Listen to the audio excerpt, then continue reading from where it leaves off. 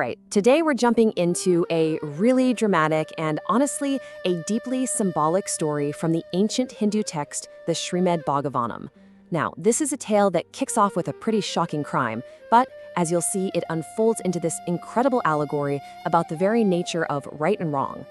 So picture this. You've got this powerful, righteous king. His name is Parīkṣit, and he's just out surveying his kingdom. And then he stumbles upon this just unbelievable scene.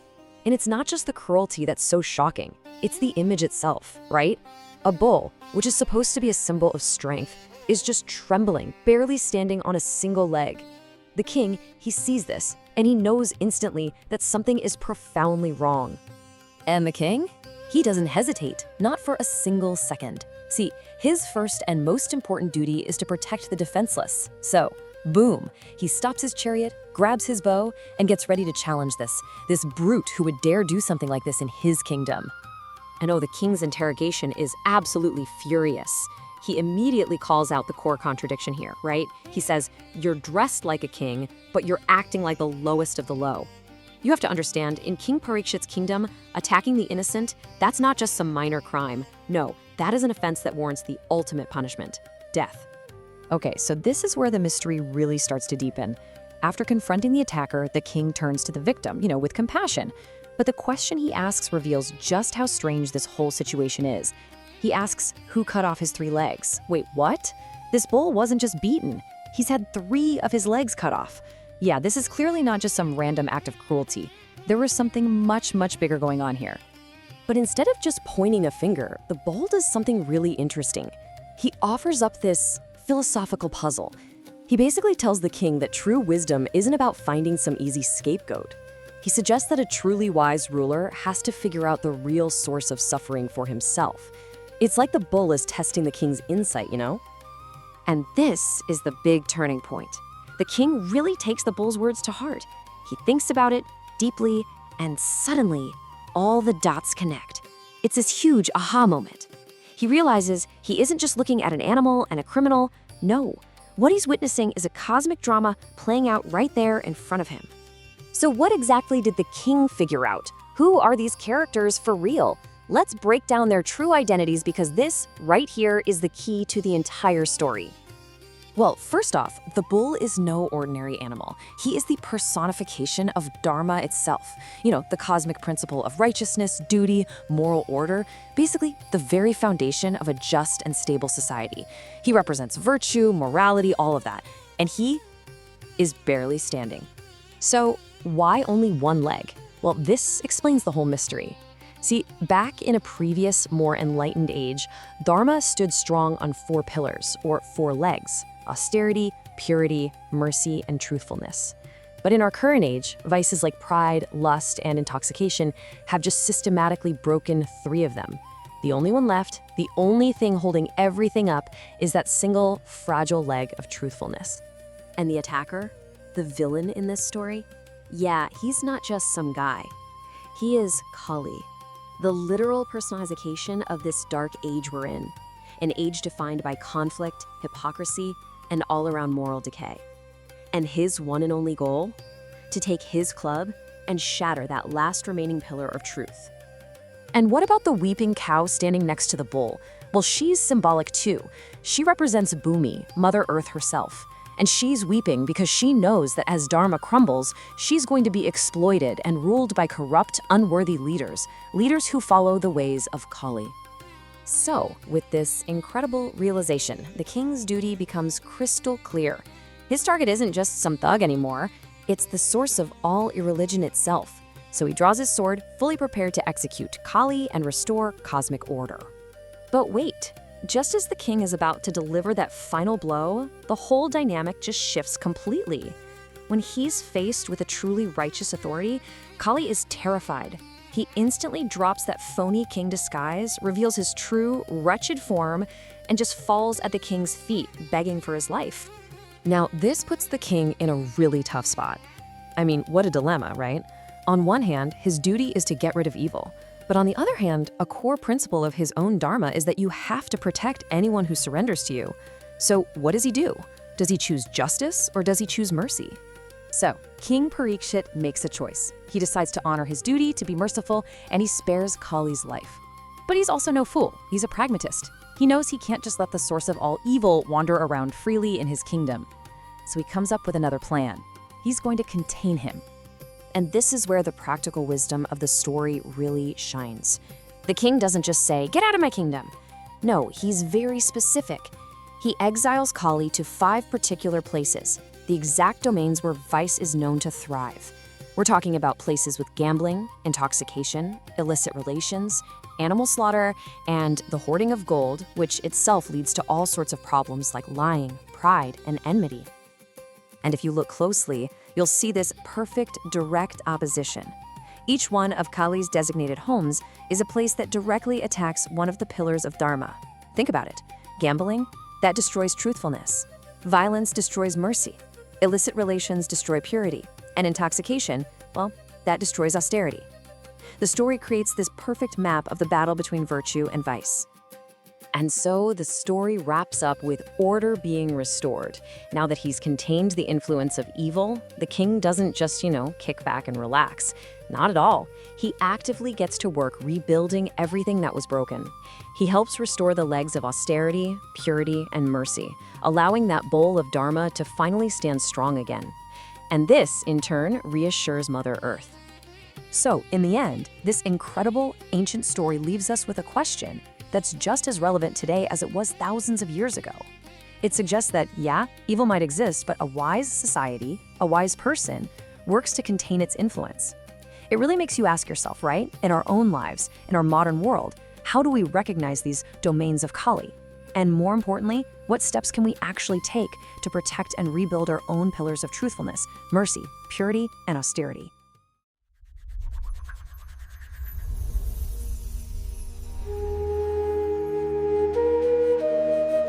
Okay, let's unpack this. We have a powerful set of historical sources detailing one of the most dramatic confrontations in ancient literature. It's a scene that doesn't just tell a story of good versus evil, it actually tries to define what moral collapse looks like. Exactly. Our mission today is a deep dive into this crucial narrative. We're focusing on King Parīkṣit's encounter with, well, the central antagonist of the coming age, a figure known as Kali. And it really is a textbook on kingship, isn't it? Oh, absolutely. It's a profound analysis of how justice has to be administered when the world itself is, in decline. We're basically charting the systematic downfall of virtue, or Dharma. And the opening scene, it's just so immediate and visually arresting. It's set right in the first couple of verses. You have to imagine King Parīkṣit, he's riding in this brilliant golden chariot, and he comes across this truly appalling sight. He sees this magnificent white bull described as being as pure as a lotus stalk, and a gentle cow who is explicitly the source of Dharma being violently beaten. And they're totally defenseless. Completely without protection. And this isn't just, a random act of cruelty. The text presents it as a deliberately symbolic assault on civilization itself. The bull, which represents virtue, is trembling, and he's struggling to stand on just one leg. Just one leg. And the cow is weeping openly. Her face is wet with tears because she's been brutally separated from her calf. It's just grief and injury all piled together. And the perpetrator, that just adds this layer of absolute hypocrisy. The man wielding the staff is dressed like a king. He has all the external trappings of royalty. But he's behaving like the lowest criminal. Exactly. It's the ultimate visual cue that the entire moral order is inverted. And that contrast between his appearance and his actions, that's what triggers the king's reaction. He stops everything and he speaks immediately. The text says his voice is deep, like a gathering storm cloud. It's not just emotional fury, though. It's a rapid legal indictment. He confronts the beater instantly. He demands to know, who are you to attack the defenseless and the weak, while you stand here strong in my kingdom? He cuts right to the heart of it. He does. He says, you're wearing the uniform of a king, but your actions show you're acting like a barbarian. It's the absolute condemnation of someone abusing sacred authority. And we really have to pause here to understand the weight of that. Yeah. Parīkṣit explicitly notes that the great heroes of the past, Krishna and Arjuna, who wielded the powerful Gandiva bow, they've departed from the earth.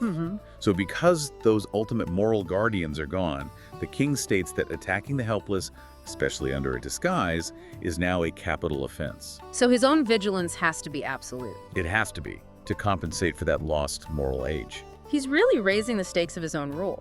But before he delivers justice, he actually turns to the victim. He addresses the bull and asks if this suffering is maybe being caused by some mischievous god or some invisible force. Right, showing he's analyzing it on multiple planes, the visible crime, and the potential divine cause of distress. And this quickly transitions into his foundational declaration of royal duty. He doesn't just promise protection. He vows that under the protection of the Kuru dynasty, no living being should ever experience suffering or fear. That's the non-negotiable standard of his reign. Yeah. He immediately assures both of them that their fear is gone simply because he has arrived. It's this powerful act of taking immediate ownership. So why is this so vital to the king himself? The text makes it crystal clear. Failing this duty is a self-inflicted wound. A king who allows his subjects to live in fear of the wicked loses 4 absolutely crucial things: his reputation, his longevity, his opulence, and his fortune. So protecting them isn't a political choice. No, it's a spiritual necessity for the ruler. Which makes his ultimate duty, his highest dharma, the swift punishment of those who cause harm. So he's not just threatening the guy, he's vowing to kill him right there on the spot to restore the moral balance. With that personal commitment to justice so clearly stated, Parīkṣit now turns to a much deeper, more intellectual question. He directs his attention back to the bull, who he's already recognized as Dharma personified, and asks, "Tell me honestly, who is the person who severed your 3 legs?" He treats the physical attack as a philosophical injury. One that needs to be diagnosed. Okay, but wait. If Parīkṣit is so committed to getting justice, why doesn't he just force Dharma to name the culprit? Is Dharma being, I don't know, overly cautious here? That's the brilliant point. Dharma is being incredibly clever and philosophical, precisely to avoid simple answers. Parīkṣit demands to know the wrongdoer to prevent the disgrace of the Pandavas' lineage. Their honor is on the line. And he assures the bull he will personally cut off the perpetrator's arm, even if that person were an immortal god. He just wants clarity. But then we get Dharma's reply, and it's beautiful. He starts by praising the king's family, saying the Pandavas' virtues are so great that Krishna himself once acted as their messenger. It's a very diplomatic preamble, isn't it? Very. Establishing reverence before he delivers this complex answer. And this is where the text introduces the core intellectual puzzle of suffering. Right. Dharma refuses to point a finger at the man standing right there. Instead, he expresses genuine confusion about the ultimate cause of affliction. He says people are bewildered by 5 different conflicting answers. Which raises this monumental question for the king. How can you dispense perfect justice if the source of the crime itself is philosophically debatable? Exactly. Okay, let's list those philosophical causes of suffering because this is where the rubber meets the road. What are the 5 possibilities Dharma presents? Okay, he outlines them clearly. First, some believe that suffering is caused by the self-needing. The individual soul is responsible for its own misery. Okay, the self. What's second? Second is destiny, a predetermined fate. Third is action, or karma, the immediate consequence of past deeds. And the fourth is nature, or just the inherent qualities of the world itself. And the 5th is the trickiest one, right? The most difficult. That some people believe the ultimate cause of suffering is completely unknowable and indescribable, So it's beyond human logic. beyond detection. By presenting these 5 choices, Dharma is essentially defending the perpetrator by making the cause of suffering murky. If we can't agree on where misery comes from, how can the king justly execute the man in front of him? Precisely. But Parīkṣit, listening with rapt attention, he sees right through this intellectual maze.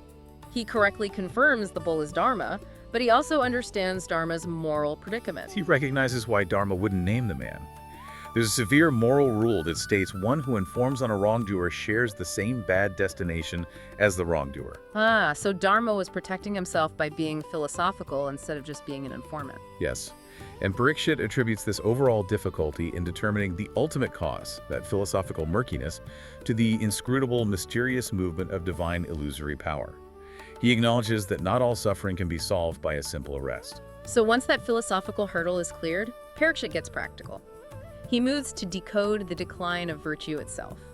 He explains exactly what Kali's attack means. He details the foundation of virtue in the previous perfect age.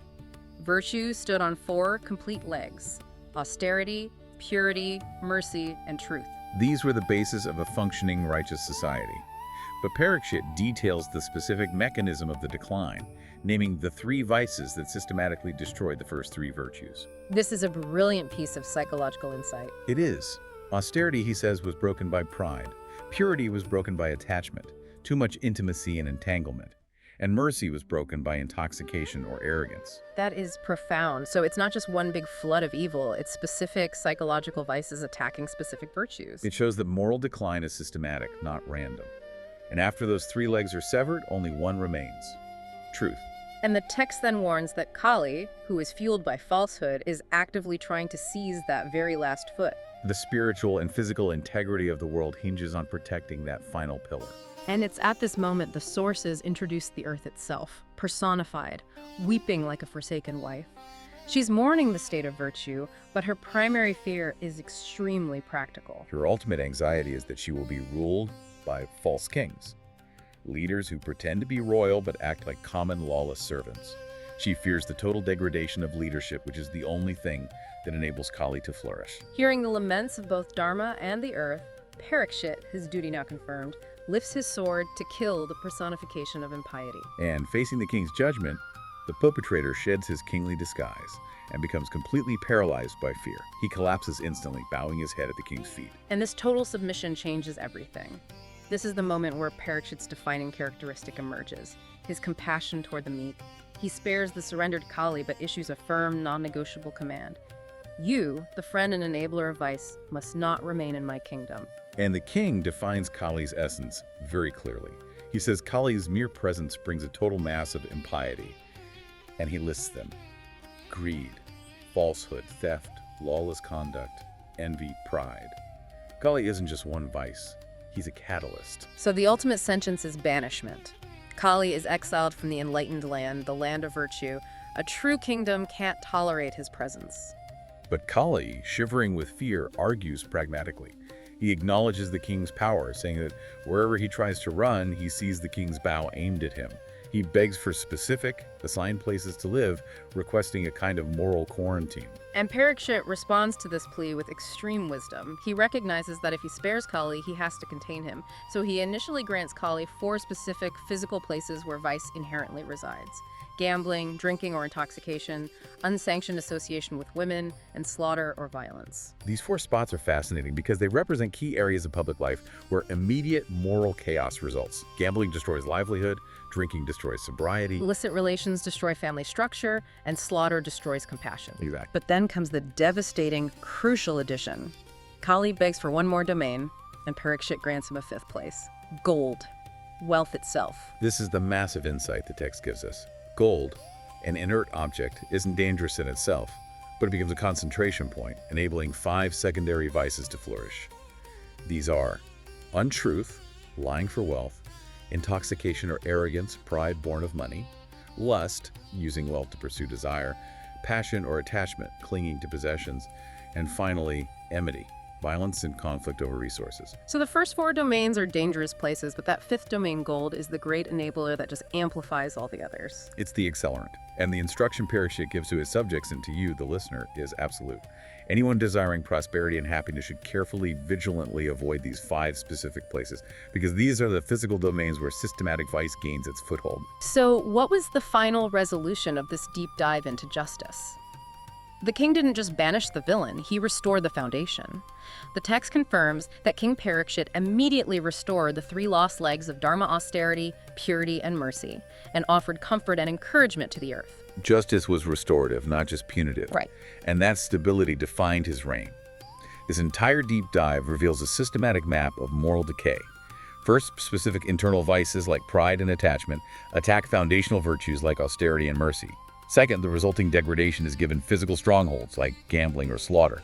And third, wealth acts as the great accelerant for a whole secondary wave of immorality. The story outlines the literal domains of vice, but that crucial lesson Parīkṣit gave us is this: knowing where moral chaos resides is essential, but it is ultimately the king's active compassion that ensures justice.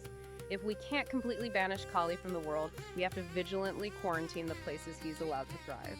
Which of those 5 assigned domains, gambling, drinking, unsanctioned association with women, slaughter, or the pursuit of gold, is the most dangerous, insidious place in our modern world? Something for you to chew on until the next deep dive.